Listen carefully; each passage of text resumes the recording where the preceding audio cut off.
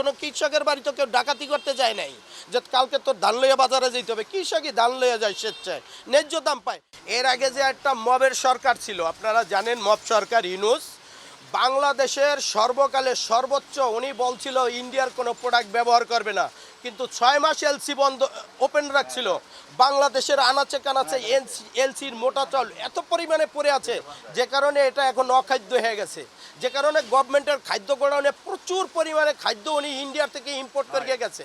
যখন অগ্রহায়ণ মাসে বাংলাদেশে আমাদের মোটা চাল ওঠে, আমরা দেখতেছি, আমার রাইজের জগতে আজকে 14 বছর আমি জব করি, এই 14 বছরে দেখছি যখন চাল ওঠে এর আগে গভর্নমেন্ট এলসিটা বন্ধ করে কৃষক যাতে একটু ন্যায্য মূল্য পায়।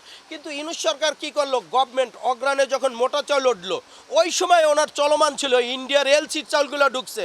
এখন বাংলাদেশ গভর্নমেন্ট দেখতেছে ভালো চাল, পুরান চাল পাইতেছি আমি কম দামে, সেও মনে করেন G2G ফর্মুলায় অনেক ধরনের চাল সে পারচেস করে রাখছে, যেটা আপনার টিসিবিতে ওএমএসে দেয় গরিব দুঃখী মানুষদের জন্য। তা গভর্নমেন্টের তো তার কোঠায় চাল আছে পরিপূর্ণ, সে কেন কৃষকের কাছ থেকে চাল নেবে বলেন? এটা তো কাঁচামাল, এটা তো নষ্ট হয়ে যাবে, পোকা আসবে, এটা তো লোহা না যে না সুযোগ পাইছি নিয়ে নেই।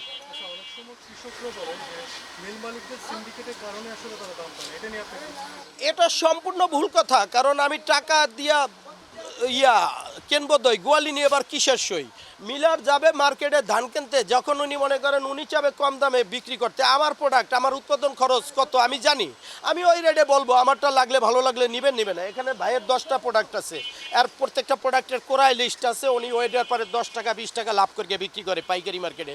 কৃষকও সেভাবে রেট দিক, কৃষক রেট দেয় না কেন? কেন আমি আপনার ঘরে দোষ দেব? আমি কেন সচেতন না?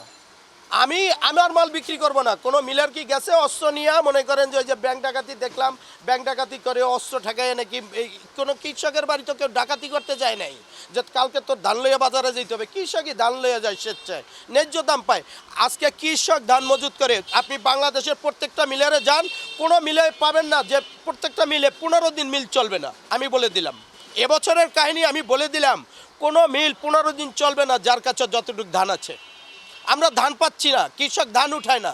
এর ভিতরে আবার কি আছে, ওই কৃষকের ভিতরে এখন প্রত্যেকটা পাড়া মহল্লায় কিছু পুঁজিবাদী লোক আছে, বিদেশে যায় টাকা পয়সা ভালো আছে, উনি ধান 200 মন 300 মন ধরিয়ে রাখে, তার খাইতে লাগে না বছরে 15 মন। এখন প্রান্তিক পর্যায়ে করে আপনার গুদামজাত করে।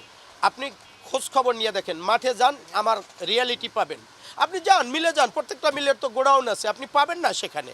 কারণ গভর্নমেন্ট কয়েক বছর থেকে আমাদের কিন্তু একটা নিয়মকানুন করছে যে আপনার একটা ডায়ার আছে, একটা ডায়ারের জন্য আপনি 500 মেট্রিক টন ধান পারচেস করতে পারবেন।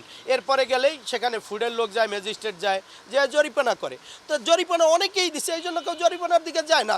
মানে টাকা দিয়ে প্রোডাক্ট কিনবে, মনে করেন কম আবার টাকা দিয়ে বিক্রি করবে, এত তো সমস্যা নাই। চালের ধানের বাজার বাড়বে, চালের দাম বাড়বে, এটাই স্বাভাবিক।